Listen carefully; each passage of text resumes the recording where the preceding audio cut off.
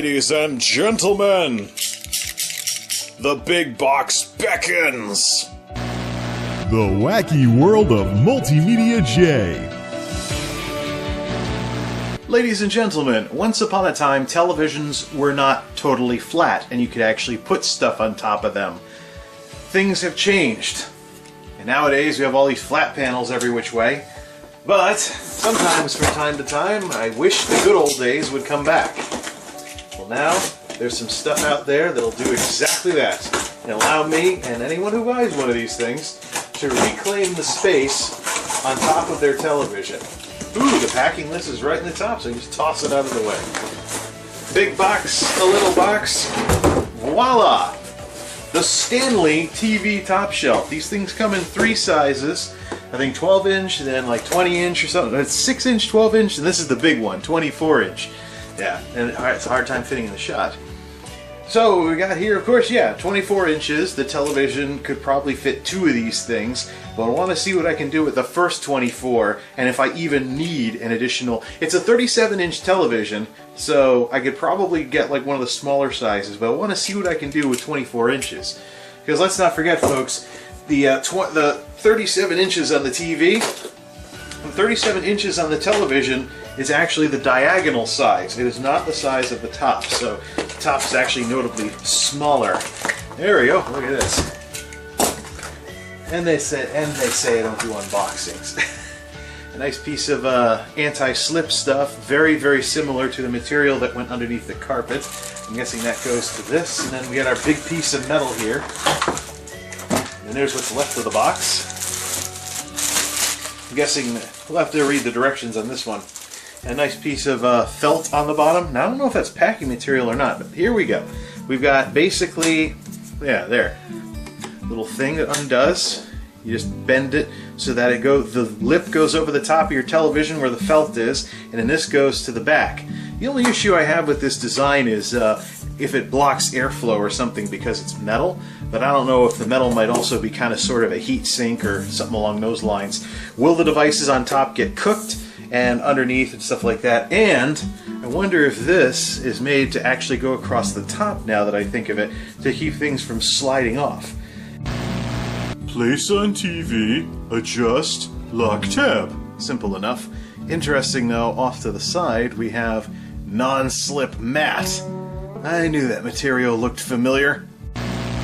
So here's the before shot. This is an older television, so it's a little wider than what's out there today. However, it also has, more space around the edges and stuff like that, and of course, fingerprint magnet. But what I've been doing is, because you can't really put anything on top of a TV for the last several years, just the Wii sensor bars. What I would like to have is a few more things up there, up on that shelf, above and beyond what I've been putting on TVs for, above and beyond like Wii sensor bars. Like it would be nice if my center channel could actually be up there instead of taking up space in front of the television. Maybe put the smart speakers up there and then go back later and 5S the cables. They can't go anywhere, so you don't have a giant cable mess in the back. But there could, I could fit another one of those in if I got one of the smaller sizes. However, I did actually measuring tape this, and it's 37 inches diagonally. It's notably less, so this 124-inch shelf is probably going to take up most of the space on top of the TV. And it would just look stupid if I got a second one, because I couldn't maximize the space. Ugh, duct tape residue. That might not buff out. Ah well, I'm putting a shelf over it. As I thought, this takes up the majority of the space on top of the television. So yeah, the center channel, the smart speakers, there should be some room if I go up. That's really what the key is here. Don't want to put too much weight on this thing either, because literally it's just 2 things rubbed up against the side of the TV holding this thing in place. I don't want any of those 2 to buckle. What's interesting is that one of the 2 arms was spring-loaded. So basically what I did was I set the fixed one all the way down, and then I put this thing on, straightened it out. The spring-loaded one pretty much was pushing up against the TV to begin with, so I locked that one in place. And then I had the non-spring-loaded one moved over to, to match. But this should be good for, a top-end speaker. Some people say you can put a video game console on these things. No, nowhere near big enough for something like that. But definitely a center channel speaker, smart speakers, maybe even the Bluetooth speaker, things like that. Stuff that, you know, we could have in the middle, or of course, Wii sensor bars. But let's at least get the center channel up here. Next question, do I have enough speaker wire to do that? Because I kind of cut the wire based on the center being on the bottom. Yes, this is starting to take shape, although years of having the center channel right in front of where I was flossing have taken their toll. Gotta find a way to clean that out. Maybe some hot water or something and soak the thing? I don't know. There's no electronics in the speaker cover. But anyways, yeah, brought in the piece of junk Family Dollar Bluetooth speaker, you know, the Polaroid one with all the pretty colors and stuff. Yeah, if that thing falls, who cares? And then the two sensor bars above it. I'm going to keep the smart speakers down at the bottom so that, you know, they're expensive and whatnot, so you don't want them taking a dive. And then, of course, another one of these Radio Shack DC adapters from back in the day. Nowadays, it's handy for these USB block things, keeping them off the power strip, although it is yellowing, so obsolete 90s stuff, still finding some use for it. At least it'll be out of sight to be ugly all by itself. There, a proper 5S descendant of how I used to always have an alarm clock off to the side in the lower right corner. Yeah, making some progress. Got ESO Somerset and it's nighttime, so there's a lot of blue on the screen. Got our thing so I can know what the time is. I have an Alt tab out, speakers in the middle, and I decided to perch the fan on there because that's not a very expensive fan. If it falls, no big deal. But that's a perfect spot to have just a small fan nearby and then bring out the big fan if needed, without it actually taking up any real estate on my desk. Eventually, the microphone will go back on the Delosaurus when the Delosaurus comes back over here. And, yeah, this is really taking shape.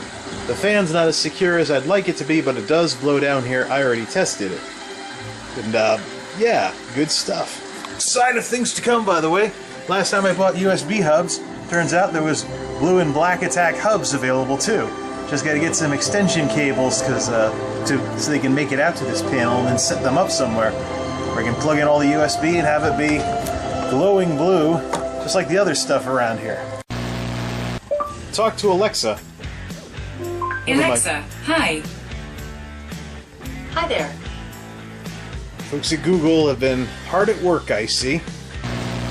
Oops. I'm a little out of the line of fire of that thing when it's all the way down and I'm really leaning back in the chair.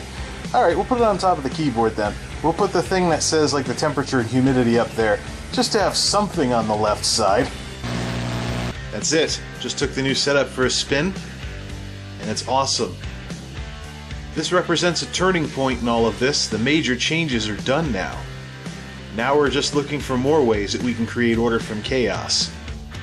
Until next time, this is MultimediaJay, signing off. Thanks for stopping by.